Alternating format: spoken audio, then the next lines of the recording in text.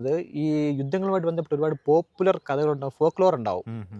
ഇവിടെയുള്ള മാനാമധുരയിലൊക്കെ ഉള്ള ഒരു പ്രധാനപ്പെട്ട കഥ, ആ നൂറ്റാണ്ടിലെ കഥ എന്ന് പറയുന്നത് ഒരു 7 സഹോദരന്മാരും ഒരു സഹോദരിയും, ഈ പിന്നെ റാവുത്തർ കുടുംബത്തിൽപ്പെട്ട. എന്നിട്ട് ഈ സഹോദരി ഏറ്റവും പഴയതാണ്, ഏറ്റവും ഇളയതാണ്. അപ്പോൾ അവരെ ആ സഹോദരിയെ ഈ സഹോദരന്മാർ ചേർന്ന് കൊല്ലുകയാണ്. കാരണം അവരെ ഈ ശത്രുക്കൾ പിടിച്ചേക്കുമോ എന്ന് പേടിച്ചിട്ട് സഹോദരിയെ കൊല്ലുന്നതായിട്ടുള്ള വാമൊഴി കഥകളൊക്കെ വ്യാപകമായിട്ട് പഴയ സാഹിത്യങ്ങളിലും ഒക്കെ തന്നെ നമുക്ക് കാണാൻ പറ്റുന്നതായിട്ടുണ്ട്.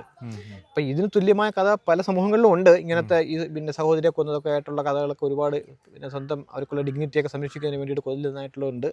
അതുപോലെ ഉള്ള ഒരു കഥ ഇവിടെയും വളരെ പ്രചാരത്തിലുണ്ടായിരുന്നതായിട്ട് നമുക്ക് കാണാൻ പറ്റും. എനിവേ, യുദ്ധമാണ്.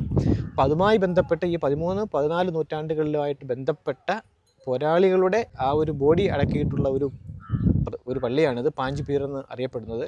അതിനെക്കുറിച്ചുള്ള യഥാർത്ഥമുള്ള എക്സാക്റ്റ് ആയിട്ടുള്ള ഹിസ്റ്റോറിക്കൽ എവിഡൻസുകൾ എന്താണെന്നുള്ള കാര്യം നമ്മൾ ഇനിയും കൂടുതലായിട്ട് ചരിത്രപരമായിട്ട് പഠിച്ചെങ്കിൽ മാത്രമേ മനസ്സിലാവത്തുള്ളൂ. എന്തായിക്കഴിഞ്ഞാലും ഈ ഒരു തുർക്കിഷ് എലീറ്റ് റാവുത്തർ ഫോഴ്സിൻ്റെ ഒരു അടിത്തറ ഇതുമായിട്ടൊക്കെ ബന്ധപ്പെട്ട് കിടക്കുന്നുണ്ടെന്നുള്ള കാര്യം നമുക്ക് നിഷേധിക്കാൻ പറ്റത്തില്ല.